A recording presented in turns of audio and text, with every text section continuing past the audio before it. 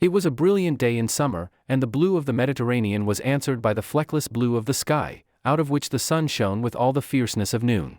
In a rocky creek of the island of Pharmacusa, which lay a few miles off the coast of Caria, in Asia Minor, lay a long black galley, its nose of burnished copper just showing outside the entrance of the creek.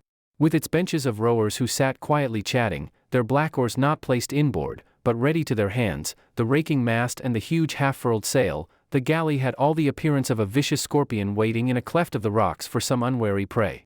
Every man had a keen knife at his girdle, and in the box under his seat were stores of javelins, bows and arrows, slings and stones. These rowers were not slaves, each took part and lot in the enterprise on which they were engaged, each was a seaman and a fighter, as apt at the oar or the sail as at the settle with knife or short-throwing spear. Indeed, this was the galley Milvus, the Kite, one of the scouting vessels of the pirate chief Spartacus, leader of a band of sea rovers whose name was a name of terror up and down the coasts of Asia Minor, from the Hellespont to Tyre, in Syria. 3 men sat in the little cabin on the high curving poop, from which they had a wide view over the deck of the vessel and away to where the shores of Caria shimmered in the heat haze. They were waiting for any merchant vessels beating up in the southwest wind from Greece or Italy, and making for Miletus or Ephesus. To pass the time away they were throwing dice, but the day was hot, and the game dragged. "Zeus," said one, named Mikios, yawning. "As well be lizards baking on a stone as wait here for ships that never come. The sea is as empty as the treasury at Samos." This referred to one of the most daring recent exploits of Spartacus, in violating a temple to Venus in the island of Samos, which lay some 30 miles to the north of where they were seated. The beautiful building had been ruined by fire, after the pirates had put the priests and priestesses to the sword and had rifled the treasury and temple of all the wealth given to it by generations of devout worshippers. The speaker had suggested this exploit to his chief, who sat beside him, and he rather prided himself upon his initiative. "Me Hercule," sneered the third man, a truculent, black-browed rascal named Cyrus. "You talk as if you had scaled the walls of Olympus and robbed Jove of his thunderbolts. There is a greater prize than any you would have the courage for, if Spartacus here will let us do it." "And what is that?" asked Spartacus, a little fierce-faced man with gold rings in his ears, gold chains round his neck, and flashing jewels on his dirty fingers. "The temple of Diana at Ephesus," replied Cyrus. "There is booty enough there, 'tis true," said Spartacus, "but the town is a strong one, and Archelaus, the governor there, is a hard man, who would not be bought over to our side except for a very large sum. And even if he agreed to take his soldiers away while we plundered, the Ephesians would fight like wild cats for their Diana." "I like it not," said Mikios. "The goddess has been good to me. I sacrificed to her when I sacked Agrigentum, and she saved me from death and capture that day, for the Sicilians fought too well." "Pshaw," returned Spartacus. "These gods and goddesses cannot help themselves. Until my old chief Storax of Cyprus took it into his head to sack Apollo's temple at Claros, because the god refused him the ship of the rich merchant Crassus at Chios, no captain of the sea had dared to think of trying the strength of a god. Did any ill befall Storax by reason of that? Did he not afterward sack the temple of Ceres at Hermione, and that of the healing god, Aesculapius, at Epidaurus? What he could do, others have done. Sannio the Negro took much treasure from the temple of Neptune in the Isthmus, and because the god sank 2 of his best galleys at Taenarus he sacked his temple there too, and at Caloria. But, mark you, Captain, said Mikios, I think these things pass not without note, though the old gods be fallen now on careless days since the bold god Mithras is so widely worshipped. What happened to Storax, you ask? Was he not slain by an unseen hand as he feasted in his mountain hold at Aspera, in the midst of his faithful men? It was an arrow of the god that slew him, of a surety, for all such deaths are from the hand of Apollo. And Sannio, what befell him at Messina? As he rode in the midst of his galleys in a calm sea, waiting for his men to bring off the senators Sextus and Glabrio, to hold for ransom, a great wave rolled in from the narrow strait and swamped and drowned 5 galleys and some 400 men, Sannio among them. Old women's tales, all such, returned Spartacus, but his words did not ring with sincerity. As a matter of fact, superstition moved him as much as it moved the wisest and basest of men in those times, when the old gods were dying and new and untried gods were taking their places. Men's minds were still affected more strongly by the old beliefs than by the new, and Spartacus could not keep down the feeling that there might be some truth in the words of his lieutenant Mikios. Cyrus was quick to see the doubt in the mind of his captain and therefore laughed. We must look, then, for some act of vengeance upon us from the dainty hand of the goddess Venus, he said. Doubtless the next serving maid from whom we would snatch a kiss will thump us heartily. Spartacus laughed harshly, but Mikios looked gloomy. He had himself suggested the sacking of the temple of Venus at Samos, but it had been to make favor for himself with Spartacus, and he had no thought then of the possible wrath and vengeance of the goddess. Cyrus sneered at him. "Croaker," he said, "I believe you've frightened yourself now. As for me, I fear none of the old gods while the young Mithras protects me." He made the sign of the swastika in the air, invoking the protection of Mithras. At that moment there came a faint, broken halloo from the lookout on the topmost rock on the shore. A quick movement ran through the men on the benches of the galley. They clutched at the handles of their long oars and looked up at their leaders for orders.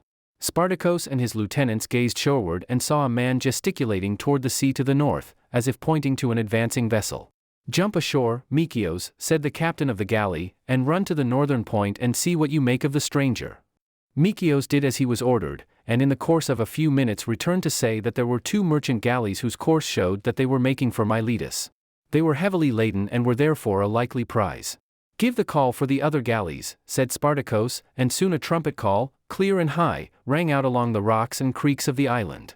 A few orders, and the Milvus had been pushed out of the creek, and, followed by 2 other galleys which had been hiding in neighboring inlets, was on her way toward the merchant ships. With their long oars rising and falling in regular beats, the pirate galleys looked like great sinister sea monsters skimming over the bright blue waves. The oars as they struck the waters churned them into foam, the sun shone brightly and turned the tossing water into jewels which flashed as they fell, the wind sang, carrying on it the salt smell of the sea. The pirates, however, saw little of the beauty of sea and sky, sun and wind. Like birds of prey, they had eyes only for their victims, and, urged by the sinewy arms of the rascals on the oar banks, the 3 galleys quickly approached the merchantmen. At the first sight of the black craft racing toward them, the traders had increased their speed, had stretched another sail, and incited their rowers to greater efforts. But the vessels were too heavily laden, and the chief merchant, a fat, pursy man, wrung his hands as he saw how swiftly the pirates were lessening the interval between the boats. On the poop with the chief merchant was a spare young man, a Roman by his dress, with aristocratic features and bold, confident bearing. He was dressed in a white woolen tunic, with sleeves which reached to the wrists, where they were cut into a deep fringe. The garment was slackly girdled. The fringed tunic and the loose girdle were thought to be signs of effeminacy in those days. On his feet were shoes of scarlet leather. As the young man saw the pirate galleys coming nearer and nearer, he laughed at the merchant's woeful cries. "It is no use your lamenting," he said with a sneer. "If you had waited for the other merchants, you might have been able to beat these rascals off. As it is, they outnumber you by 3 to 2. But I wish to get the market before the others," whined the greedy old merchant. "What a loss it is! These rogues will make me pay heavily for my ransom. Oh, that I had waited!" The foppish young man turned away with a yawn. 2 servants stood near, and he ordered one to ask his physician to come to him, the other he told to bring his toga and to bid the rest of his servants to come upon the poop. Then he leaned idly against the side of the vessel and looked at the rushing onset of the first galley. The merchant, seeing escape was hopeless, had ordered his slaves to cease rowing, and his sailors were reefing the sails. Soon the merchant galleys lost their way and sat motionless upon the water. Spartacus raced his galley to within 100 yards, then, at a word, his men ceased rowing, and the galley glided just within speaking distance. "What ship is that?" came the question. "The Golden Fleece, of Rhodes," was the reply, "owned by Vinius the Lydian." "If Vinius the Lydian is there, let him come aboard," came back the order. "If he is not there, let the shipmaster come to me." Vinius, the old merchant, thereupon got into a small boat with 2 of his men and, taking his money and jewels with him, was rowed to the pirate galley. Meanwhile, the young aristocrat, surrounded by his servants, sat with Cinna, his friend and physician, and, taking out a scroll from the breast fold of his toga, began discussing its contents, as if the visit of some 300 pirates, who thought nothing of sinking galleys and the people aboard them, was an everyday occurrence. In a little while, a boat put off from each of the pirate ships, crammed with men. They boarded the big merchant ship, and then, after quickly going through the cargo to note its value, turned their attention to the passengers on the poop. It was Spartacus's quick eye who singled out the young Roman gentleman in the center of his retinue. As he went along the gangway to the poop, he growled to Mikios behind him, "Here's some sprig from Athens or Rome who will pay for keeping for a while." Gaining the poop, the pirates went toward the group.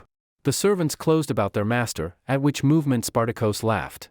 "Out of the way, Spaniels," he said. "I want your lord's money, not his life." "What is it, Phormios?" came the drawling voice of the young Roman. The slaves made way for the pirates, who walked up to the young exquisite. The latter, wrapped in his toga with its deep purple band, looked up with a slight air of annoyance at being disturbed.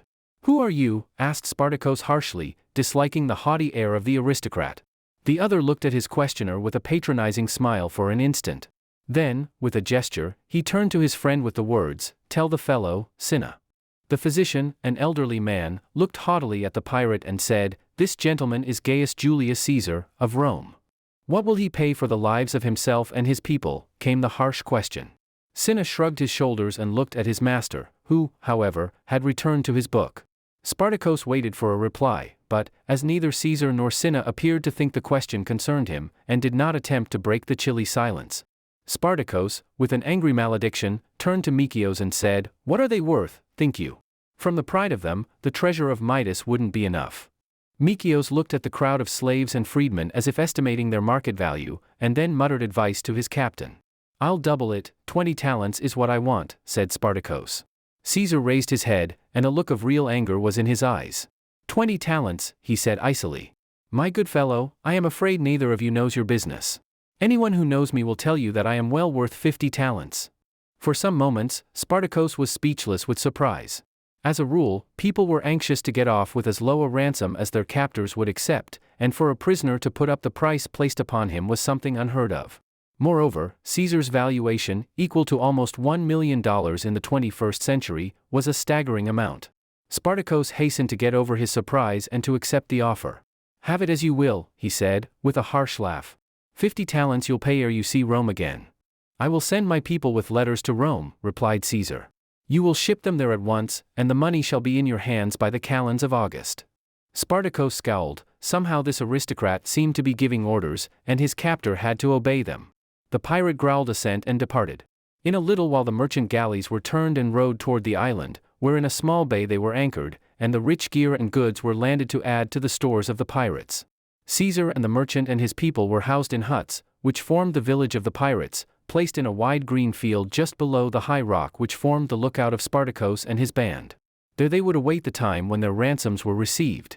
In a few hours, Caesar had written his letters to friends and kinsmen at Rome, and next morning the smaller merchant vessel was manned by pirates. The freedmen and slaves of Caesar, who were to take the letters, went on board, and, the wind being favorable, a course was set for Italy. The same day, the pirates in one of their own galleys carried some of the merchant slaves to Miletus, which was but a few miles away on the mainland.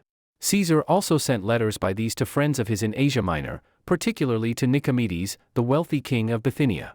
Caesar remained with the pirates, accompanied only by Cinna, his friend and physician, and 2 body servants, Milo, his barber, and Cotta, his cook. A hut was reserved for himself and Cinna, and every morning he bathed in a pool on the seashore, and on his return Milo shaved him and trimmed his nails, and then crimped and curled his hair with tongs. Then he partook of his spare breakfast of pulse and bread, which had been prepared by Cotta, after which he would walk with Cinna, discussing some point of law, or the subject for a speech or poem. At the time of his capture, Caesar had been traveling to Rhodes to study oratory under Molo, a famous orator who lived there. Caesar was at this time only 23 years of age and had the ambition of becoming a senator. He had no inkling yet of the genius which he possessed for military leadership. About midday he would take another spare meal, for Caesar, even as a young man, had the habit, so rare in his days, of eating and drinking little, after which, in the hottest time of the day, he would take his siesta, sleeping in his hut.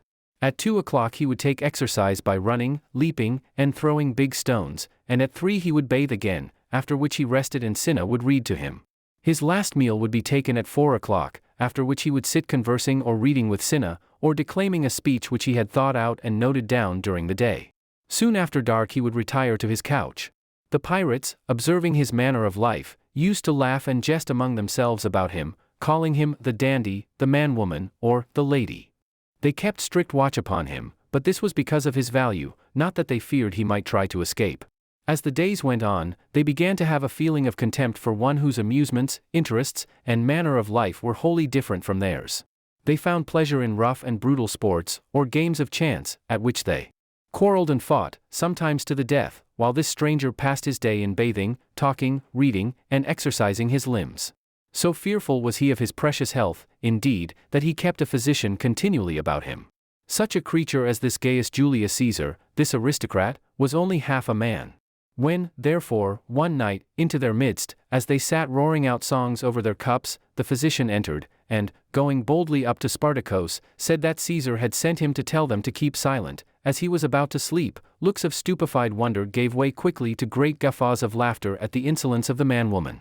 "And why should we keep quiet?" growled Spartacus.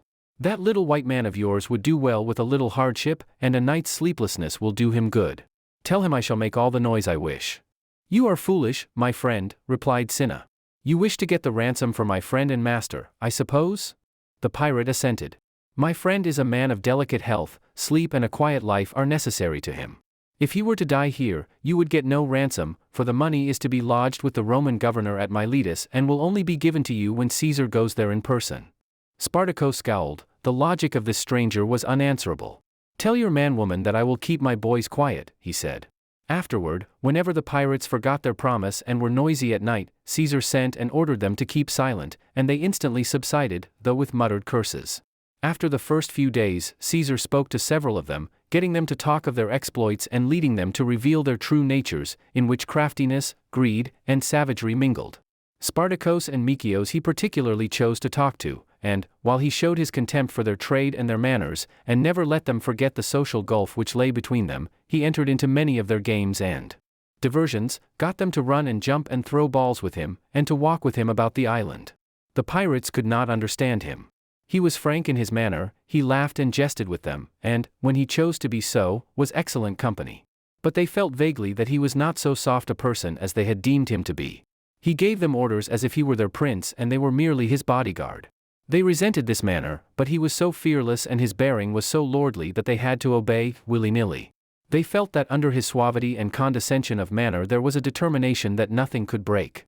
Once, Spartacus and Micios and others with them were speaking of the cities they had taken, of the slaves they held in their strongholds in Cilicia, and of the many tributes they received from maritime cities and rich merchants as blackmail, so that they should not attack those cities or capture the vessels of the merchants. "If there was any wit in your muddy minds," said Caesar, "one or other of you would use your powers to still greater ends." "As how?" asked Spartacus. "You would make yourself master of all the pirate bands within the waters of the Middle Sea, you would confederate many maritime states under your power, and, who knows, if you had brains enough to bend the quarrels of Rome and Italy to your own ends, you could take the place of Rome herself, who hates the sea, and be master over all the lands and oceans of the world." He was half laughing as he spoke, in spite of the strange glow in his eyes, and they knew not whether he was speaking in jest or in earnest. "But I fear you are men of too barbarous a taste to aim so high," he went on. "Tell me, is it true, as men say, that you reverence not even the temples of the gods?" "We care a straw for nothing," said Spartacus savagely, incensed at the open contempt which this lord expressed for his captors, who usually experience deference and fear in their prisoners. "And I think I would as soon slit your throat as have your money, my fine gentleman." Caesar laughed easily and ignored the other's anger. "If you did that, doubt not that you would rue it in a little while. What would my poor corpse benefit you?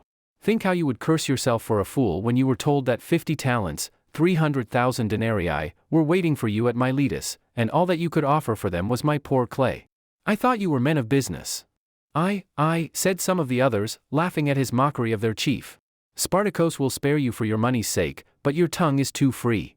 "Free, my friends," said Caesar, his eyes flashing and scorn curling his lips. "I am used to speaking my mind freely even in the forum at Rome, before men whose shoe latchets you are not fit to touch. Think you I should bridle my tongue for any one of your dirty knives?" Most of the men laughed awkwardly. To take a man's life was nothing to these rough sea robbers, but against their wills they were cowed by the utter fearlessness and pride of this Roman lord.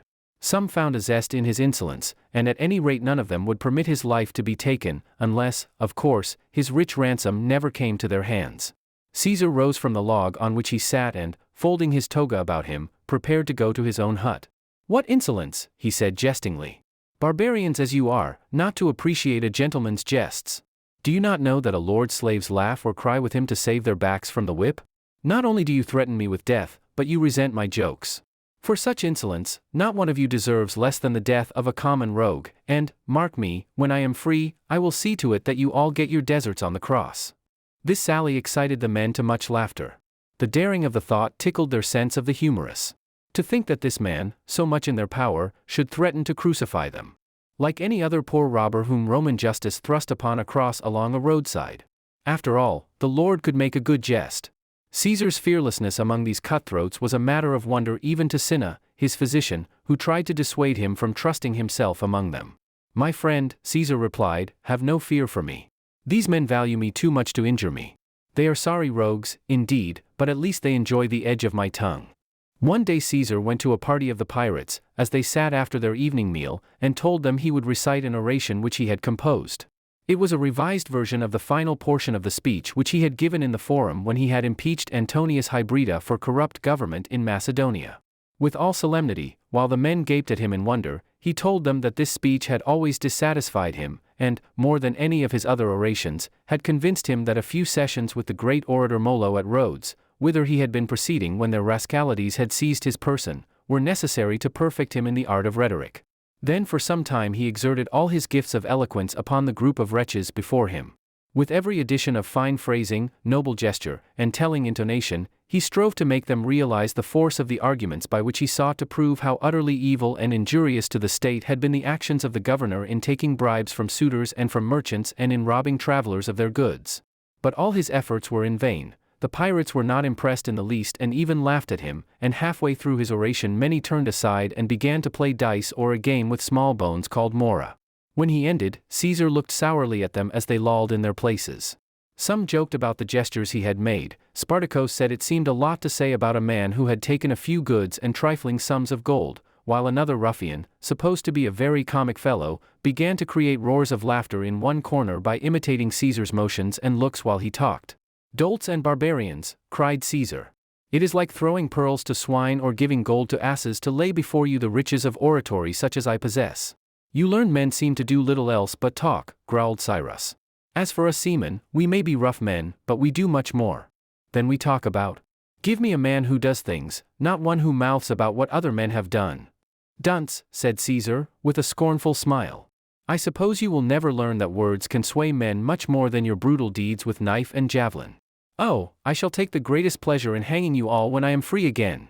Saying which, he walked away with great dignity, flinging his toga about him with a lordly gesture. The pirates laughed as he left them. "What a fool the man is," said Spartacus scoffingly. "He is all words. Never hath he told us of anything he himself hath done." "I told him as much," said Cyrus. "I doubt not he would turn sick to see a man killed. To talk of crucifying us." On other occasions, Caesar delivered orations to the pirates and even recited some of his poems to them. He saw, indeed, that they had no appreciation for anything so strange to their way of life as oratory and poetry, but his masterful and imperious character, which knew no fear of their brutal natures, caused him to impress himself upon them in this way. And so great a mixture of pleasantry and mastery was in his bearing to these men that some began to feel the charm which in later years he exercised so powerfully over his rough soldiers in Spain and Gaul. Micios in particular felt a kind of devotion for this fearless and wonderful stranger and often went aside to speak to Caesar, who treated him with the haughty familiarity which a great man might show for a freedman or favorite slave. Once, Micios put to him the question which had been exercising his mind ever since the day on which the pirate leaders had talked about the sacking of temples. "Do you think, Caesar," he said, "that the old gods still have power to avenge themselves upon those who insult or injure them?" "As for me," Micios went on truculently, "I fear them not. Mithras the bull god is strong enough for me." "Why do you ask, then, my friend?" asked Caesar, with a little smile. "Oh," was the answer, "some have said that men who have sacked temples have been slain by the gods whose fanes they had destroyed." "Have you sacked a temple?" "I have," replied Micios, assuming a look of ferocity designed to impress his listener with a sense of his utter fearlessness of things both human and divine. Caesar glanced at the man as he sat in his soiled and ragged tunic, with bare legs and feet thrust into rough leather boots. Micios had a heavy gold chain about his red, hairy neck and bosom, and thick rings in his ears. A kerchief was tied around his unkempt locks, and his face, tanned a deep red by wind and sun, wore the look of mingled craft and brutality which was common to all the pirates. "Whose temple have you polluted, barbarian?" asked the patrician. "We sacked the temple of Venus at Samos," was the reply, "slit the throats of the priests and priestesses, and emptied the treasury. Then we sent up the temple in fire and smoke, all that would burn." "You destroyed the temple of Venus at Samos," repeated Caesar, and his tone had something of the mercilessness of a judge giving sentence, so that Micios was stirred in spite of his air of bravado. "Of a surety, the goddess will avenge herself, rest assured that you shall not escape." Caesar rose from his seat and withdrew without another word. For a little while, Micios sat silent, his superstitious mind chilled by the pronouncement of doom as from the lips of an oracle. He recovered himself in a little while and laughed awkwardly. A few days later, in the early morning, a galley was sighted coming from Miletus. The first man who jumped into the surf when the ship was pulled up the shore was Caesar's chief freedman, Gallus, who, running up to his master, bowed to him and said, "Domine, the tale of 50 talents is complete. It is in the hands of the Lord Valerius Torquatus, the legate at Miletus. Shall I prepare my lord for his immediate departure from here?" "Tell the pirate Spartacus that my ransom waits for him," replied Caesar in an undisturbed manner, "and then come to me." Within an hour the 3 galleys were under way to Miletus, crammed with men. The first contained Caesar and his friend Cinna, together with the freedman Gallus and the 2 slaves Cotta and Milo. All except Caesar himself showed great joy in at length finding themselves on their way to liberty again. They had been 38 days with the pirates, so hard a task had it been for Gallus and the other slaves of Caesar to collect the sum of 50 talents. The property both of Caesar and his wife Cornelia had been confiscated by Sulla, who was then tyrant at Rome, but Caesar had many rich kinsmen and friends.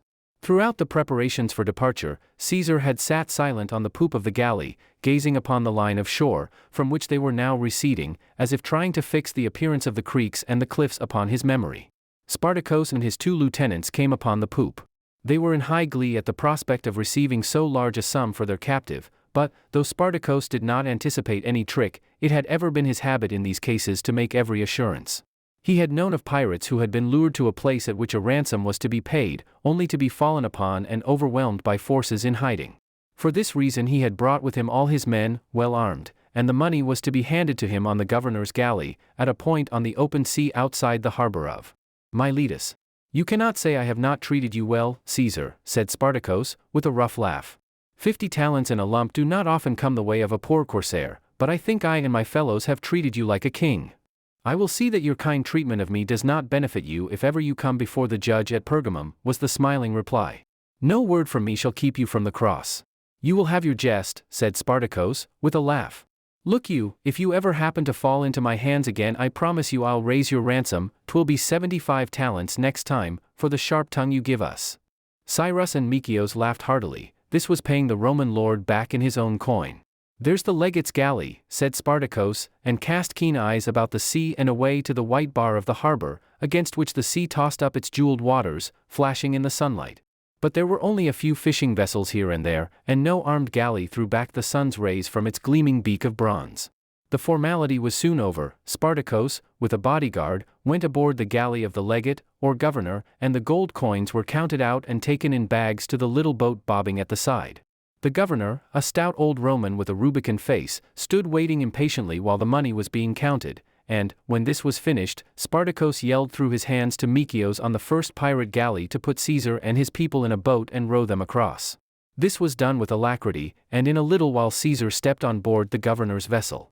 Exiled from Rome in this outlandish province as he had been for some years, Valerius, the governor, knew little of affairs in the great city. He had never heard of Caesar, but had supposed he was one of the old rich senators who had more wealth than wide renown. His surprise was great, therefore, when a young man of about 23 came toward him, dressed in a foppish fashion. Valerius welcomed him heartily, however, for his respect was according to the enormous amount of ransom which had been paid. As Caesar stepped aboard, Spartacus leaped into his own boat and, without further delay, the beak of the governor's galley was turned shoreward, and the vessel was soon racing toward the meal for which the old governor had been impatiently waiting. Valerius invited his guest to dine with him when they should reach his villa at Miletus in an hour. "Thank you," replied Caesar, "but I shall not dine today. I will ask you to lend me 4 galleys and all the good fighting men you can command." Valerius hesitated. "What do you want them for?" "I will pay you 3 talents for the loan of them," replied Caesar, "and you shall have both galleys and men back without much loss." "If you think to take those pirates," began Valerius. "I do not think about it," replied Caesar in a polite but firm tone. "I am going to take those rascals, every one of them, and string them up like crows along the coast to scare other dirty rascals away." Valerius had long passed his fighting days. He was all for well-cooked meals and Greek wines now, but he knew a masterful man when he saw one, and without another word he submitted. Who was he to resist the will of this young patrician, with, so far as Valerius knew, powerful friends at Rome, and who, at any rate, was one for whom 50 talents had been paid? He agreed, therefore, to place under Caesar the command of 4 galleys and 500 soldiers, 200 of whom were tried fighting men of his own guard, the others being native auxiliaries. And suppose you succeed in taking those desperate rascals, said Valerius, but I don't promise that you will find it an easy task. What do you propose to do with them? I will bring them here and ask you to put everyone to death, was the reply. And do you think that will do me any good? Asked Valerius angrily. I shall have all my merchants railing at me. As it is, they pay their tribute to this Spartacus and their galleys go free. If you crucify him, as big a rogue will come and take his place, and my merchants will have to pay more blackmail. I am sorry to threaten these pleasing commercial arrangements, said Caesar, with a cynical smile. Then I will save you the trouble of punishing these friends of your merchants and I will take them to Pergamum. Do that, and I shall be well pleased, replied Valerius, his good humor returning. Let Junius the praetor have the bother. Besides, he alone has rightly the power of life and death.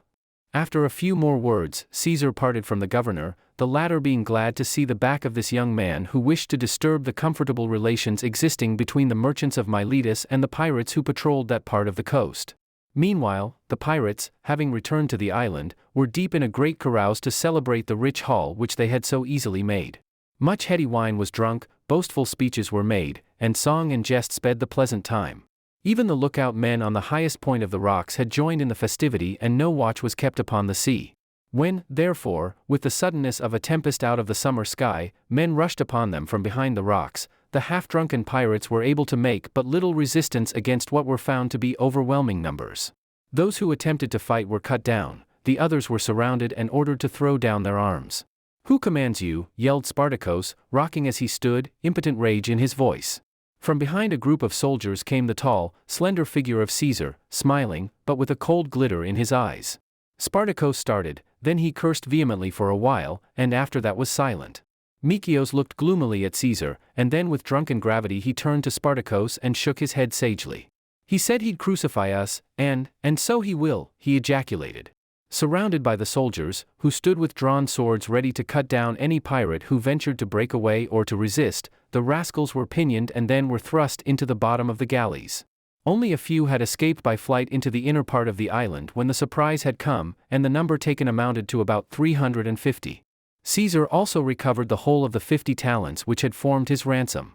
When all were aboard, Caesar ordered the pirate galleys to be stove in and sunk in deep water, after which, setting sail before a favorable wind, he speedily made his way to Pergamum, where dwelled the praetor, or governor-general, of the province of Asia Minor. Arrived there, he found that the praetor was away on circuit with his principal officers, judging causes in various towns. Caesar saw his captives safely lodged in the prison in the city, though its capacity was strained to accommodate them all, and then, placing over them a guard from among the soldiers of Valerius for additional security, he set out to find Junius, who was somewhere in the east of the province. After a little search, he succeeded in finding the praetor and, having presented himself before him, he related all that had occurred. Junius, an austere, crafty-looking person, said little while the tale was being told, but on learning that Caesar had recovered the 50 talents besides other booty which had been seized and stored by the pirates, his eyes gleamed greedily. When his narrative was ended, Caesar said, "Now, Junius, I have promised these rogues that they shall be crucified. Will you give me your letters directing your legate at Pergamum to execute them?" Junius looked sourly at Caesar, and his shifty eyes glanced up and down this masterful young man who wished to direct the praetor of a province as to what he should do. He knew that the young patrician was a scion of the Julian clan and that he had powerful and rich friends, though at present he was hiding from possible death at the hands of the dictator, Sulla. All this, however, weighed but little with Junius. The most important thing to his greedy praetorial soul was how to obtain for himself most of the 50 talents and the spoil captured with the pirates. Like most other praetors, he had come to his province resolved to take from it all the riches he could lay his hands upon, and his fingers itched to touch the pirates' treasure. "The matter must take its proper course," replied Junius. "Such a case must be decided with all due formalities. It must await my return to Pergamum. Meanwhile, I will send a messenger with orders to my legate, Manicius, to guard the pirates and their booty with all care." Caesar had quickly perceived what had been passing in the mind of Junius, whose face, for all his craftiness, easily betrayed his thoughts to an observant eye. He pretended to fall in with the praetor's opinion and passed the matter off carelessly.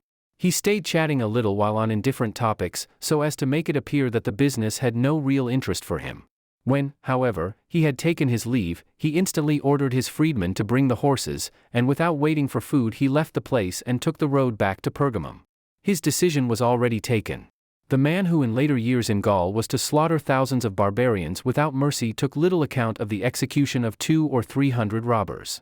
He reached Pergamum in the middle of the next day, and after a hurried meal he gave instructions to the soldiers on guard as to what was to be done. That same afternoon, most of the robbers were slain in prison. One by one they were ordered to come out into a small enclosure, and, as each man turned a certain sharp corner, soldiers stabbed them. Some 30 of the chief pirates were reserved for a more formal death. These included Spartacus, Mikios, and Cyrus, together with others whom Caesar had noticed to be men of more forceful character. He had these brought out and told them what he purposed doing. "You are malefactors," he said sternly, "your lives are forfeit to the state for many crimes of murder, robbery, and violence, and you shall now meet with your due reward. You deserve, indeed, to be crucified and to hang upon the wood until you shall miserably die from hunger and your wounds. But as I have known you and dwelled with you, I will grant you this grace: you shall be crucified, but you will not be hung upon the cross alive." The men glared at him sullenly. Death was so near to every violent man in those hard days that it had little terror for them. Some cursed him and looked about them as if they would dearly like to make one last fight for life, but the ranks of stern soldiery with wet swords in their hands gave them no hope. "I little reckoned you were so strong a man of your word," said Mikios at length. "You seemed too much the dandy, you were too clean and choice in your manners. Ah, would that I had known! I would have strangled you as you sat smiling at us. But, now, see here, Caesar," he went on, with a mocking laugh, "I prove your words to be lying words. You said that of a surety Venus would punish me with death for having violated her temple. How now can she punish me?" "You have not escaped the vengeance of the goddess," said Caesar sternly. "I am of the Julian clan, of the race that has sprung from the goddess. Through me, then, she works her vengeance upon you." When the sun, dipping his golden face in the hyacinthine sea, shone that evening with level beams along the waves and the shore, his rays threw 30 long shadows across the fields beyond the strand.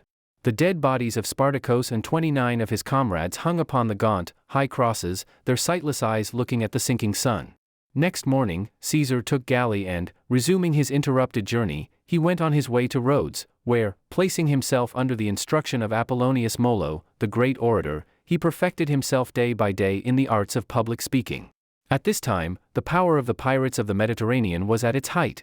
No country upon the shores of that sea was safe from their depredations for many miles inland. Ever since history began, pirates had ranged the Middle Sea, but for some 40 years special circumstances had afforded them the means of increasing their influence. The conquest of Greece by the Romans had thrown thousands of dispossessed and discontented Greeks into the ranks of the sea robbers. Then had come the civil wars in Rome, which had caused the Romans to overlook events passing on the sea, and, finally, the aid given by the pirates to Mithridates, king of Pontus, in his long war with the Roman state had increased their confidence and daring. Every island in the Aegean was a nest of pirates, and their ships lurked behind numerous wooded headlands and up many a shady creek along the coasts of the mainland, from the Pillars of Hercules to the shores of Syria. Perhaps Cilicia, in Asia Minor, was the birthplace of piracy. Here was a mountainous land, shaggy with almost impenetrable forests, its coast lined with river mouths and creeks.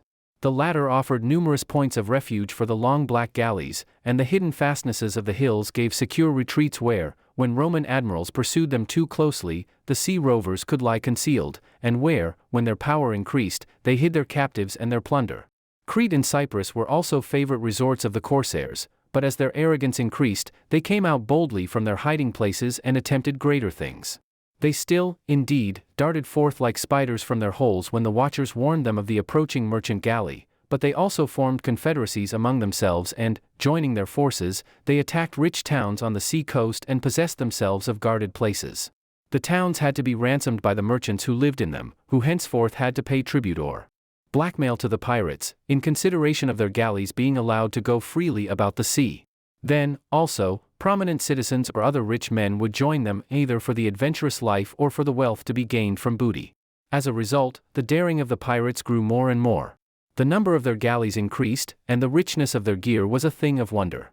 Their great sails would be made of red or purple cloth, the beaks and sterns of their galleys would flash back the sunlight from bright bronze, canopies of silk would be stretched along the poops, and the hafts of the great oars would be plated with silver.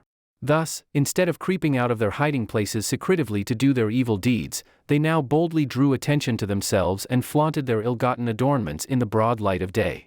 In certain towns they held high revel and kept up a perpetual feast, getting themselves musicians and dancing girls, and corrupting the honest people by lavishing upon them their easy gains and inviting all and sundry to their drunken revels and rich banquets. Soon it was said that they held sway over 400 cities about the Middle Sea, that the number of their galleys was more than 1,000, and that their ships were so swift and strong and the crews who manned them were so apt in maritime skill and knowledge of the sea and so keen in fighting that not even Rome, who boasted herself mistress of the world, could now hope to scatter and destroy them. Far and wide the marks of their evil deeds were spread. On any morning, when the first rays of the sun shone into the lofty atrium of some lovely villa perched amid the green woods overlooking the blue of the Mediterranean, and the family of the rich Roman or Greek was just stirring, there would come a cry of terror, crisping the nerves, chilling the heart and filling the eyes of gentle women and children with the gleams of horror: the pirates! The pirates! Up from the shore they would swarm from the ships which had crept up in the half-light of the dawn, and, quickly, with hoarse cries, they would rush through the splendid rooms, staining the white marble of the floors with the blood of loyal servants, or of husband, brother, son, or father, and, rushing into the women's apartments, they would seize the ladies and carry them fainting or struggling down to their galleys, to be carried to Delos to the slave market there to be sold, or to be kept as wives in their hiding places, or, if they were women of patrician family, to be held until their relations ransomed them. They extended their depredations far inland and became great highway thieves, infesting the roads about large cities and taking toll of merchants and travelers who passed that way.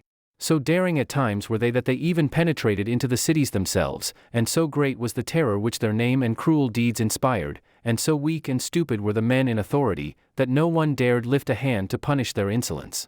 Thus a band of them entered one day the busy streets of Phaerae, and, going up to the forum, where Sextilius, the praetor of the province, sat in his purple robes upon the curule chair awarding justice, they took him thence, with his lictors and servants, and kept him in a galley until his friends ransomed him.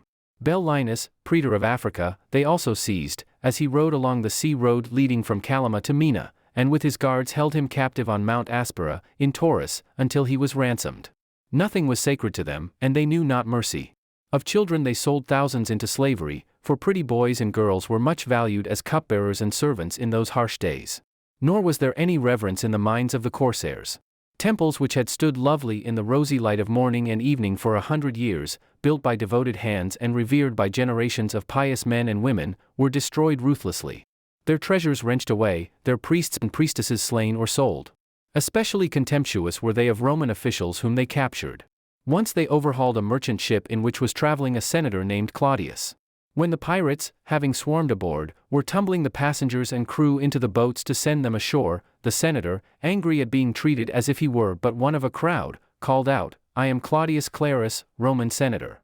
The pirate leader, who stood by, a long, lean rascal with a sneering face, turned at the sound and began to tremble, and looked appealingly at the senator. The other pirates took their cue from this wretch, whose tricks had often amused them, and they began to slap their thighs as if with consternation. Some fell on their knees, apparently struck with terror at the disrespect they had shown him. "Pardon us. Forgive us," they cried. "We knew not who you were, noble lord." Some brought his cloak and humbly presented it to him, others fetched his walking shoes and offered to put them on. He, deceived by their manner and being a good-natured man, cried that he forgave them. But they would not desist from their officiousness, and the cruel game continued for some time. At length the leader, bowing humbly, said, "Do not remember this against us, noble sir. We meant one of your rank and consequence no harm. Now go you in peace." He gestured to where one of the men stood smirking at the head of a ladder which he had put over the side of the ship. The senator, thinking that they really meant him to go by that way to a boat waiting to take him to the land, went toward the side of the vessel, but, seeing that the ladder hung over the empty waves, he recoiled. "Have no fear, noble sir," mocked the pirate. "That is the way to freedom." They began to push him toward the side of the ship, and he struggled, crying that they wished to murder him. At a furious exclamation of impatience from the chief, his men seized the wretched senator and thrust him over the side. He fell into the sea, sank, then rose, and breathlessly cried to them to save him, promising them any reward they cared to ask. But none took notice of him, not a cruel face looked over at him, and, after clawing at the side of the ship for a little while, crying out all the while, his strength gave way and he sank. However insolent and arrogant the pirates had been, they had not hitherto dared to interfere greatly with the corn ships which went to and fro between the Tiber and Egypt, carrying corn from the fertile lands of the Nile to fill the granaries of Rome. Nor did they cut off the traders plying to the city of the Seven Hills. But about the year 78 BC, they had become so daring as to stop the trade from Rome, and then the senators had to bestir themselves. They determined to root out the pirates from their lairs in Cilicia, and for this purpose they sent the proconsul Servilius, at the head of a squadron, to destroy them utterly. In 3 difficult campaigns in the creeks and among the mountains of Cilicia, he inflicted great losses upon the pirates, and on returning to Rome he was given a triumph. But the buccaneers were only scotched, not killed. When, in the year 73, Spartacus the gladiator with his army of runaway slaves and banditti defied the power of the Roman Senate, he bargained with the pirates to help him, and along the coasts of Italy they did many deeds of destruction, while up and down the fields of the peninsula Spartacus defeated general after general sent against him. In the year 71, Spartacus was slain, and the pirates disappeared for a year or 2. Then their depredations became more than usually insolent, and the senators took half-hearted measures against them. Their practice was to get a maritime allied state to lend them a fleet, which they put in charge of a general who, having burned a few pirate galleys, captured a town or 2, and put some hundreds of robbers to death, would consider he had done enough. As a matter of fact, the Romans hated and feared the sea. They never had been sailors, and to the end of their history they never took to the water. Therefore they never kept up a permanent fleet, and to all intents and purposes they left the waters of the Mediterranean in possession of the wily pirates, who loved ships and the sea. If the sea robbers had not been suspicious of each other, but had banded themselves under some leader of genius, Rome would have found it a difficult task indeed to destroy them. But the malefactors could not act in concert. Each race of seamen kept roughly to their own part of the Mediterranean, and, like the pariah dogs of Constantinople of a few years ago, any corsair found off his proper ground was roughly dealt with. The Balearic Islanders ruled throughout the seas about Spain, the south of Gaul, and the coasts of Mauritania. A horde of Dalmatians dominated the Adriatic, the galleys of the Cretans haunted the islands of the Aegean, and from the coasts of Asia Minor to the mouths of the Nile the Pamphylians and Cilicians swept the seas in their fleets, which sometimes numbered 100 vessels. Toward the year 67 BC, the forays of the pirates were becoming too bold even for the sea-hating Romans to suffer them in patience any longer. The pirates, indeed, attacked them in their most vulnerable part, their food supply.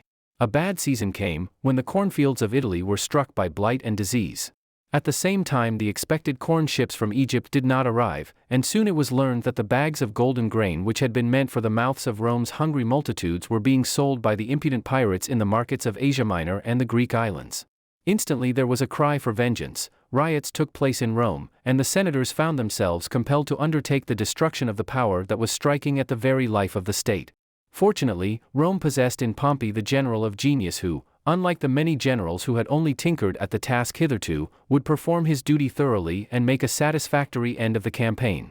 So confident were the people of his powers that they gave him complete control of the Mediterranean for 5 years. He was to have under his command a fleet of 500 galleys, larger than any that had hitherto been collected, and his authority was to overrule the powers of the consuls and praetors at the head of each of the Roman provinces whose shores were washed by the waters of the Middle Sea.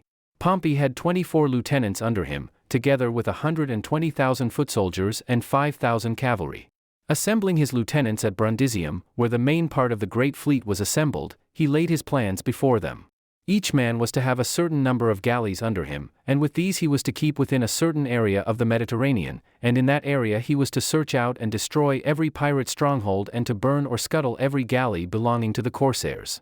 There were 13 of these divisions, which, as the pirates soon found, were like the meshes of a great net, for, if they fled out of one, they fell into another. First of all, Pompey cleared the seas near home, and day after day his galleys policed the Tuscan Sea and the neighboring coast of Africa, Sardinia, Corsica, and Sicily.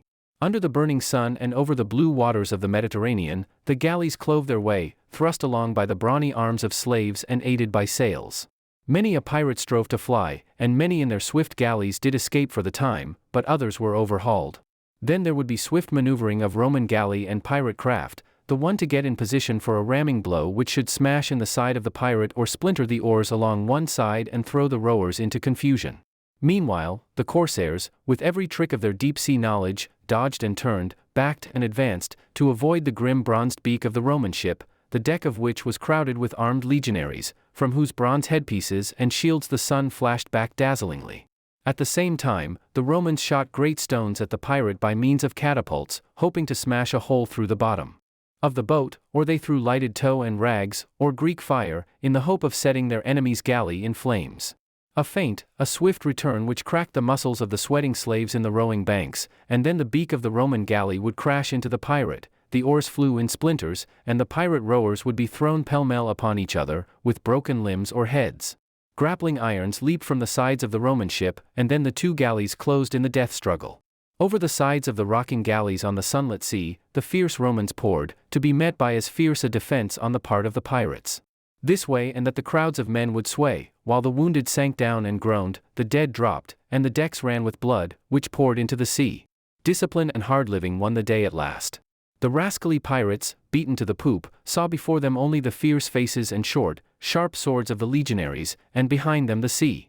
They cried for quarter, threw down their weapons, and were quickly thrust into irons or bound with cords, and thus, made captives on their own boat, on which so often they had been victors and had done so many cruel deeds to defenseless prisoners, they would soon be driving over the sea toward their prison. Or the Roman generals, creeping up in the dawn, would land their men in a woody nook and surround some stronghold or town of the pirates, and soon fire and sword would drive the robbers out like hornets from a burning nest. If they took to the sea in their galleys, the Roman ships waiting for them drove them on shore again, until at last they were compelled to surrender. So indefatigable, so unresting were Pompey's efforts that it was not long before he inspired the pirates with a salutary terror of his relentless pursuit, his hard blows, and the fighting qualities of his soldiers. Moreover, he treated his captives in a humane manner, which the pirates did not expect and certainly did not deserve. This induced many of the evildoers to submit themselves without fighting, and from these Pompey learned the whereabouts of secret strongholds and harbors, which enabled him to extirpate the pirates who had fled to them. Pompey's officers, it is to be feared, were not so humane as he was, and used to hang or drown many of the robbers who fell into their hands. For 40 days this wholesale roundup of pirates was continued, with such energy that it was seen that the western waters were practically cleared of the rovers. There was still a great number in the eastern seas, however, who included the most bloodthirsty and the fiercest of the corsairs. These had sent their families, treasures, and slaves into secret fastnesses among the glens and precipices of Mount Taurus, while they themselves, manning their galleys, resolved to join in one last attempt to crush their conqueror. The fight took place at Cilicium, in Cilicia, and was stubbornly waged.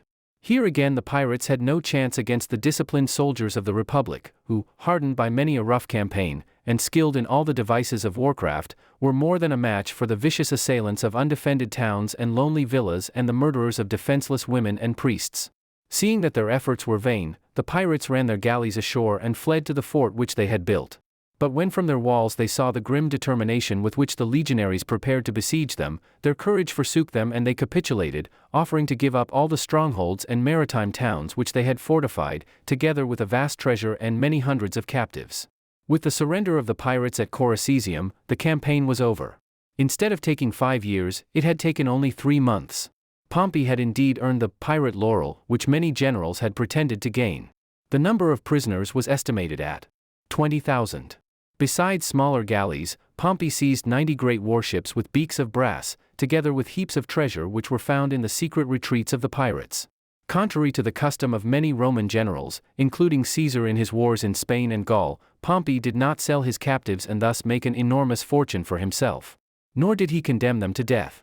A few, the revolting cruelty of whose crimes had singled them out as of a particularly brutal character, were executed, but the rest he transferred to various inland districts throughout the Roman Empire, believing that, by weaning these fierce seamen from their native element and settling them on lands which he apportioned to them on the outskirts of towns, he would create in them a taste for the benefits of civil life. Some he placed in the almost deserted cities of Cilicia, others he transported to Soli, a town which had been desolated by Tigranes, king of Armenia. A large number he shipped to Greece and sent to the district of Dyma, in Achaia, which, though fertile, was but sparsely populated. Others were sent to Calabria, in Italy, where on lands belonging to the state they settled down and began a new life. It would seem that these measures turned out to be successful in the main. It is too much to suppose that some of the pirates, finding life on shore pall upon them, did not make their way to where the blue sea lay before them, twinkling in the sunlight and beckoning with its innumerable smiles. But not for some generations was the Mediterranean again afflicted by the scourge of piratical squadrons harrying, robbing, and murdering up and down the seaways and along the peaceful countryside. And never again, while Rome was truly mistress of the world, did the pirate fleets grow to such strength as that which they possessed when Pompey crushed them.